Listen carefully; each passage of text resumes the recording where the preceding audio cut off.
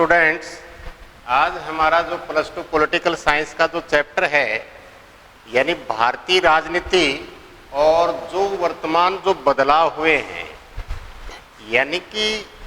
भारतीय राजनीति का ये जो 1990 का जो दौर है, उस दौर के अंदर जो भारतीय राजनीति की जो दशा और जो दिशा चेंज हुई है, उसमें हमने पिछले वीडियो में चर्चा की थी। जैसे राम मंदिर का जो मुद्दा है, शाहबानो जो केस है, गठबंधन की जो राजनीति है और वो मंडल आयोग की जो सिफारिशें जो हैं वो जो लागू हुई थी, तो इससे जो भारतीय राजनीति की जो दिशा है या जो दशा है उसमें काफ़ी परिवर्तन देखने को मिला। तो उसमें हमने सबसे पहला जो परिवर्तन देखा था, उस जिसके ऊपर हमने चर्चा की थी, और वो परिवर्तन था गठबंधन की राजनीति। यानी कि जो गठबंधन की जो राजनीति है उसमें हमने देखा कि गठबंधन से क्या अभिप्राय है और गठबंधन के विभिन्न जो गठबंधन सरकारों का जो निर्माण हुआ है 1989 के अंदर, 1991 के अंदर, 96 के अंदर, 98 के अंदर, 99 के अंदर, 2004 और 2009, यानी कि वो जो गठबंधन की जो राजनीति की जो शुरुआत हुई है, तो उसमें हमने पिछले वीडियो में चर्चा की थी कि गठबंधन की राजनीति के कारण कौन कौन से थे। अब है जो गठबंधन की जो राजनीति है, इसके लक्षण कौन कौन से हैं। सबसे पहले हम इसके लक्षणों के ऊपर चर्चा करेंगे। यानी कि गठबंधन की जो पहला जो लक्षण है, उसकी जो विशेषता है वो ये है कि उसमें दो या दो से अधिक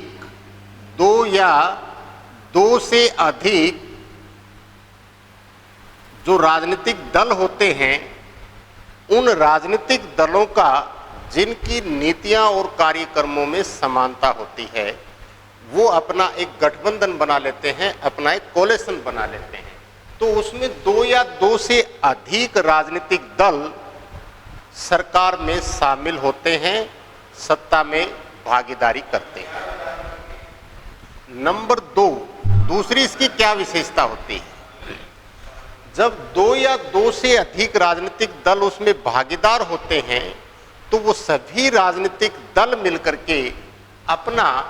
एक सर्वमान्य जो नेता होता है, जो सभी को मान्य होता है, सर्वमान्य जो नेता है, जो लीडर होता है, वो उसका चयन करते हैं, उसका चुनाव करते हैं। नंबर 3, इनका अपना देखो, दो या दो से अधिक राजनीतिक दल जब सत्ता में भागीदार होते हैं,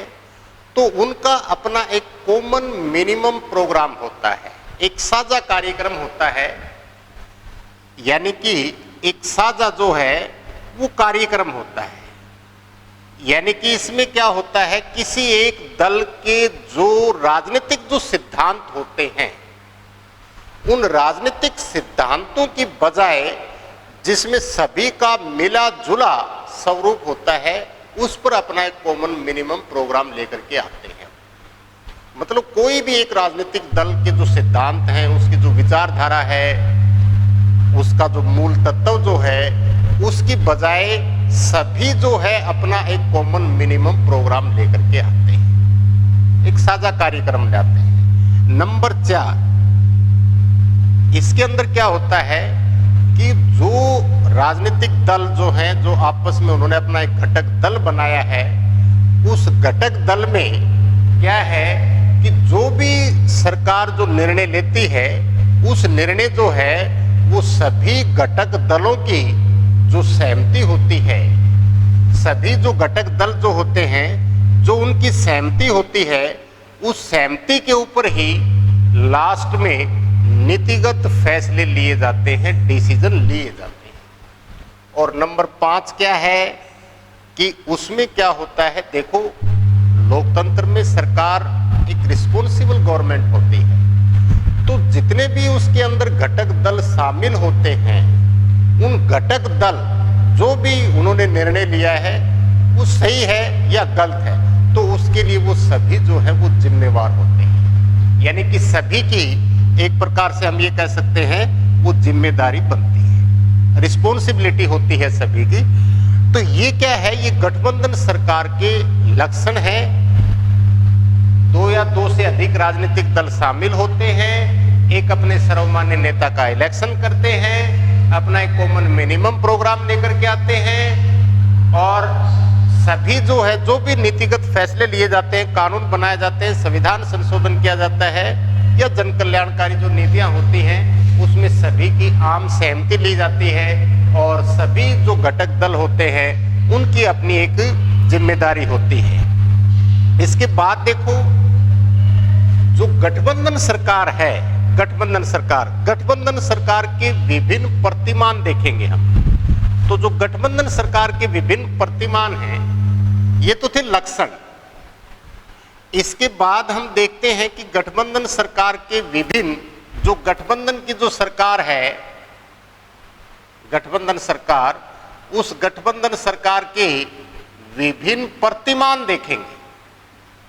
विभिन्न जो है वो प्रतिमान देखेंगे। तो सबसे पहला है एक दल की प्रधानता वाला गठबंधन। एक दल की प्रधानता वाला गठबंधन,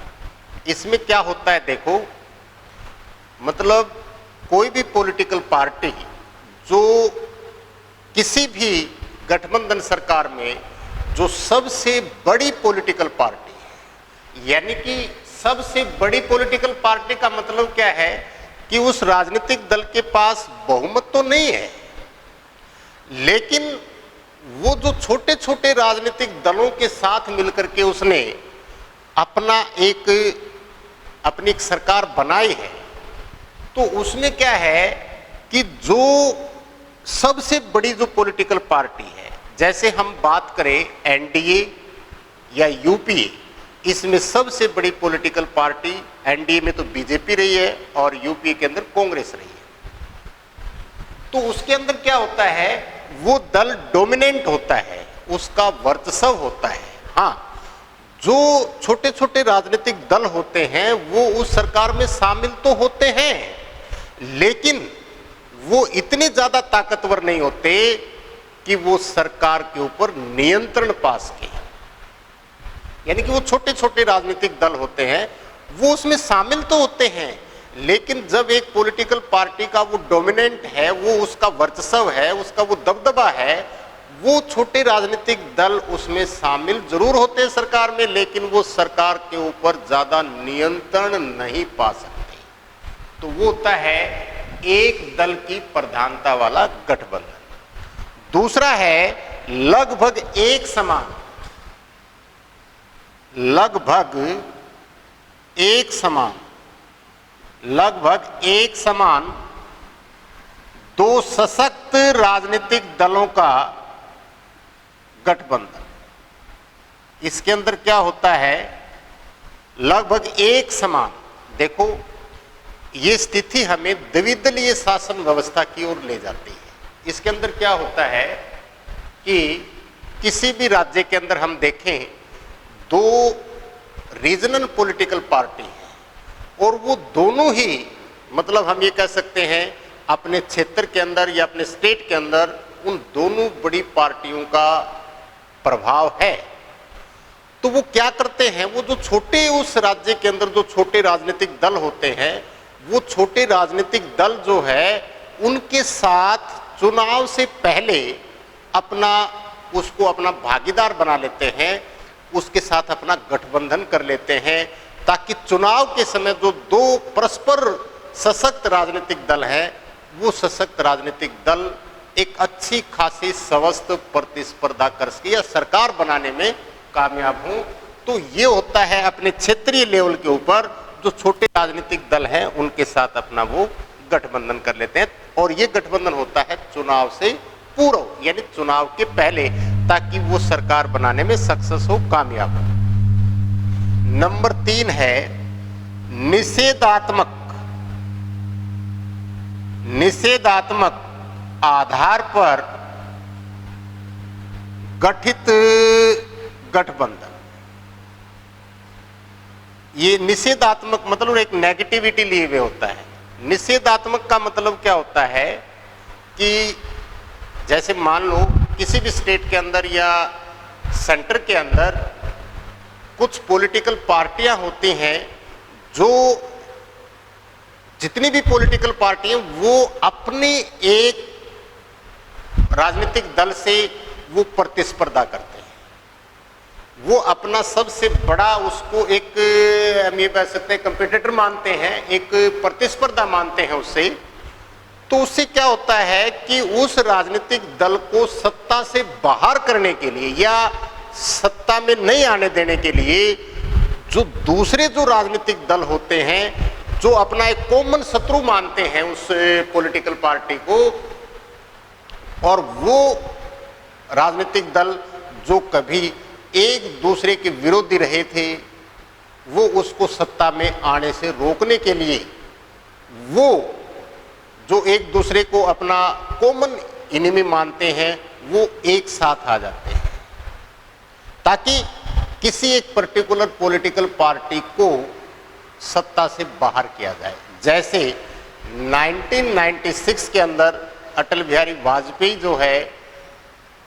जो 13 दिन प्राइम मिनिस्टर रहे, तो जितनी भी पॉलिटिकल पार्टी थी बीजेपी के जो खिलाफ, वो सभी एकजुट हो गई। और यहाँ ज़्यादा इसके ऊपर हम विस्तार से चर्चा कभी फिर करेंगे, लेकिन इसी प्रकार एक उदाहरण हम देखते हैं, शिवसेना महाराष्ट्र के अंदर जो भागीदार थी बीजेपी के साथ, तो एनसीपी और जो कांग्रेस, यानी कांग्रेस और शिवसेना की जो राजनीतिक विचारधारा है वो एक दूसरे के अपोजिट है, लेकिन बीजेपी को सत्ता से बाहर करने के लिए वो तीनों पॉलिटिकल पार्टी जो है वो एक मंच पर आ गई। तो ये होता है निषेधात्मक आधार पर गठित गठबंधन, यानी कि वो आम जनता के अंदर एक दूसरे के खिलाफ खूब जहर उगलते हैं, एक दूसरे का अपना वो मतलब कोसते हैं उनको, और उनकी पॉलिटिकल पार्टी की जो विचारधारा होती है उसमें भी दिन रात का अंतर होता है, लेकिन वो भी एक मंच पर आ जाते हैं। अभी आपने देखा हो जो अपना जनरल इलेक्शन हुआ था 2019 का 2019 का, तो उसमें जितनी भी पॉलिटिकल पार्टी थी वो सारी पॉलिटिकल पार्टी जो है वो एक मंच पर इकट्ठी हो गई, ताकि नरेंद्र मोदी और उसके राजनीतिक दल जो बीजेपी है उसको सत्ता से बाहर किया जाए। उसमें जितनी भी विरोधी पार्टियां थी, कांग्रेस भी उसमें शामिल थी, ममता बनर्जी भी, ये जो आपका अखिलेश यादव भी, और चंद्रबाबू नायडू भी, मायावती भी,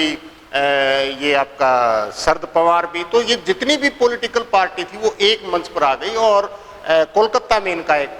गठबंधन हुआ।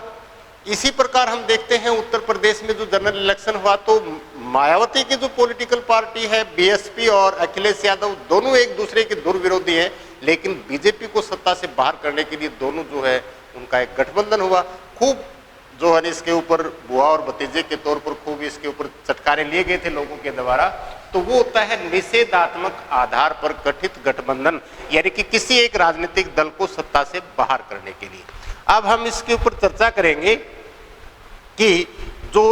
भारतीय राजनीति और गठबंधन जो सरकारें हैं, भारतीय राजनीति और जो गठबंधन सरकारों का जो आगाज है, उसकी जो शुरुआत है, वैसे तो हम देखते हैं कि 1967 के अंदर 1967 के अंदर अपने देश में 9 राज्यों में कांग्रेस जो है वो सत्ता से बाहर हुई। पहली बार इसको एक राजनीतिक भूचाल की संज्ञा दी जाती है और अपने देश के अंदर संविध सरकारों की शुरुआत हुई थी 1967, और काफी खूब इसके ऊपर दल बदल भी हुआ था। मुख्यमंत्री जो है वो काफी चेंजिंग हुए, उनके अंदर बदलाव किए गए, मुख्यमंत्री भी बदले गए। कांग्रेस को सत्ता से बाहर करने के लिए सभी राजनीतिक दल एक हो गए, तो 9 राज्यों में संविध सरकारें बनी 1967 के अंदर। और एक काफी मुहावरा भी प्रचलित हुआ था, यहाँ से आया राम और गया राम, यानी दल बदल खूब जमकर हुआ था। विधायकों की खरीद फरोख्त जो उसकी शुरुआत हो गई थी 1967 के अंदर। लेकिन सबसे पहले हम देखते हैं सेंट्रल लेवल के ऊपर तो 1977, ये ध्यान रखना है आपने, 1977 यानी कि जनता पार्टी की सरकार बनी थी। इसमें क्या था देखो, 1975 के अंदर इंदिरा गांधी ने जो देश के ऊपर आपातकाल थोपा था और मीसा कानून के तहत उसके जितने भी राजनीतिक विरोधी थे, यहां तक कि कांग्रेस पार्टी के अंदर कुछ ऐसे लीडर भी थे जो आपातकाल के विरोधी थे, उनको भी फिजिकली और मेंटली जो है वो टॉर्चर किया गया था, या ऐसे मुख्यमंत्री जो इंदिरा गांधी के आदेशों की पालना नहीं करते थे उनको वहां से हटाया भी गया। तो कांग्रेस पार्टी के अंदर भी ऐसे विरोध रखने वाले जो नेता थे उनकी आवाज को भी दबा दिया गया, और जितने भी अपोजिशन के लीडर थे उनको पकड़ करके जेलों में डाल देना, उनको फिजिकली और मेंटली टॉर्चर करना। तो इस प्रकार हम देखते हैं कि वो जो इमरजेंसी रही अपनी जून 1975 से लेकर के और मार्च 1977 के अंदर, तो मार्च 1977 के अंदर आपातकाल को वापस ले लिया गया और अपने देश के अंदर जो जनरल इलेक्शंस की घोषणा की गई, तो जो कांग्रेस पार्टी है, कांग्रेस पार्टी और कांग्रेस पार्टी से जो जिन नेताओं को टॉर्चर किया गया था, सताया गया था, डराया धमकाया गया था, उन्होंने भी कांग्रेस पार्टी से अलग होकर के अपना एक अलग राजनीतिक दल बनाया। जैसे उस समय के जो प्रमुख स्वतंत्रता सेनानी और एक बहुत बड़े दलित नेता थे बाबू जगजीवन राम, उन्होंने कांग्रेस लीग फॉर डेमोक्रेसी एक पॉलिटिकल पार्टी बनाई, और उस समय जो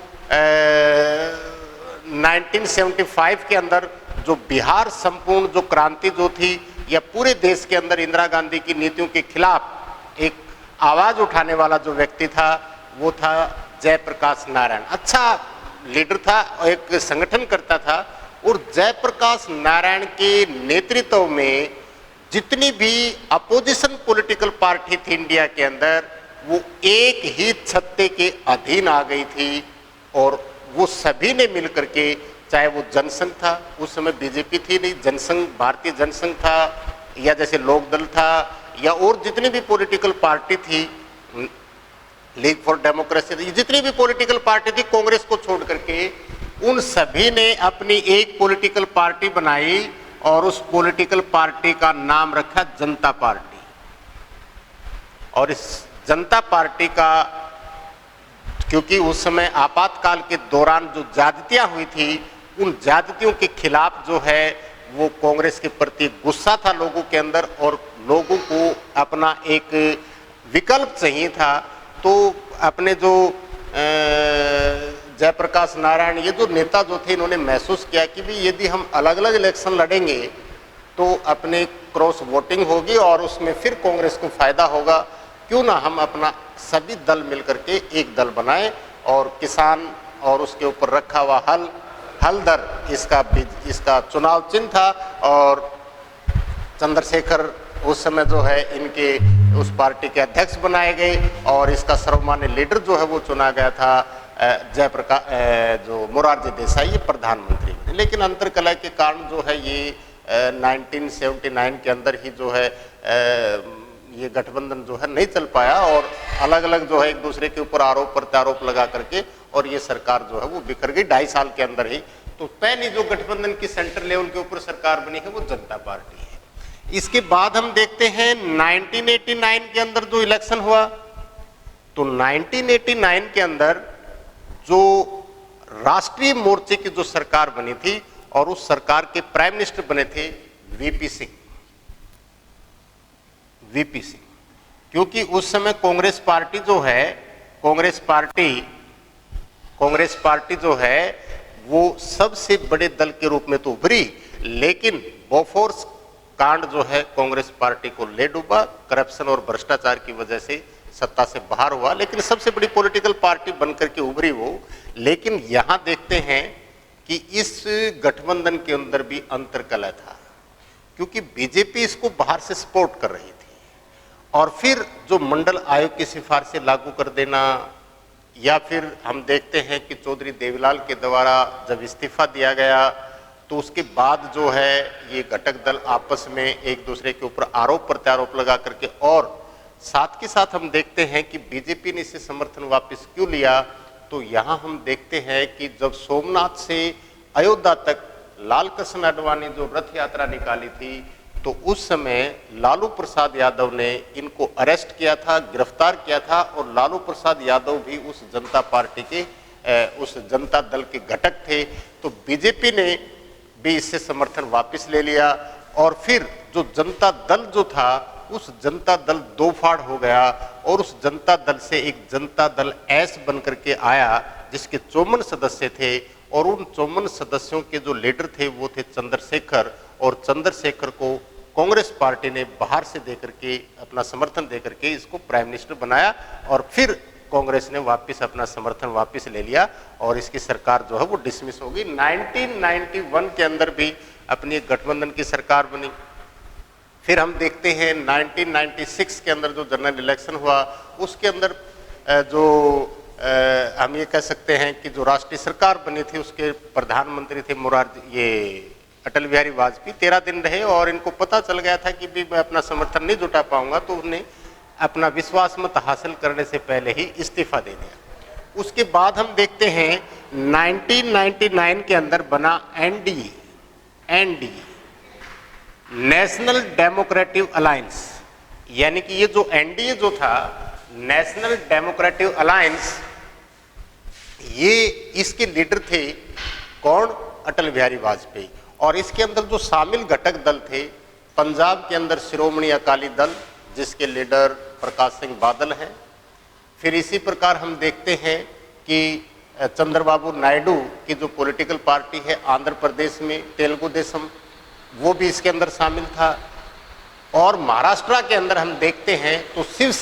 शिवसेना जो है जिसके लीडर थे उस समय अपने बाला साहेब ठाकरे, तो ये इन्होंने मिलकर के 1999 के अंदर बनाया एनडीए, नेशनल डेमोक्रेटिक अलायंस। और फिर इन्होंने अपनी अटल बिहारी वाजपेयी ने 18 घटक दलों के साथ मिलकर के अपनी सरकार चलाई। फिर 2004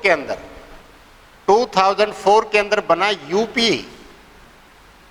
यूनियन प्रोग्रेसिव अलायंस, यानी कि संयुक्त प्रगतिशील गठबंधन। जो ये संयुक्त प्रगतिशील गठबंधन जो था इसके नेता थे कौन? हम ये कह सकते हैं संयुक्त प्रगतिशील गठबंधन की जो चेयरपर्सन थी वो थी श्रीमती सोनिया गांधी, और इसके जो लीडर बनाए गए, इसके जो प्राइम मिनिस्टर बनाए गए वो बनाए गए थे डॉक्टर मनमोहन सिंह। इसी प्रकार 2004 में यूपीए सत्ता में आया। 2009 के अंदर फिर यूपीए सत्ता में आता है और फिर अपने देश के प्राइम मिनिस्टर बनते हैं डॉक्टर मनमोहन सिंह। लेकिन 2014 इसके अंदर यानी कि ये 32 साल का रिकॉर्ड टूटा है और फिर एक दल को जो है वो बहुमत मिला है। लेकिन प्रधानमंत्री नरेंद्र मोदी जब 2014 में प्राइम मिनिस्टर बने अपने देश के, तो उसने अपने जो जितने पुराने साथी थे, जितने घटक दल थे, सभी को अपनी सरकार में शामिल, हालांकि बेशक उसके पास अपना मेजोरिटी था अकेले स्वयं बीजेपी का, लेकिन जो उसके पुराने साथी और जो घटक दल थे उनको भी उन्होंने शासन सत्ता में या मंत्रिमंडल में भागीदार बनाया। तो ये था भाई, आपको हम देखते हैं कि गठबंधन सरकार की जो लक्षण है वो देखा हमने, कारण पिछले वीडियो में डिस्कस कर चुके हैं, और गठबंधन सरकार के विभिन्न प्रतिमान और भारतीय राजनीति में केंद्रीय स्तर पर बनने वाली जो गठबंधन सरकारें हैं उनके बारे में। तो कल हम डिस्कस करेंगे जो अपनी रथ यात्रा है और जो भारत के अंदर जो सांप्रदायिक जो राजनीति है उसकी शुरुआत, उसके बारे में। धन्यवाद।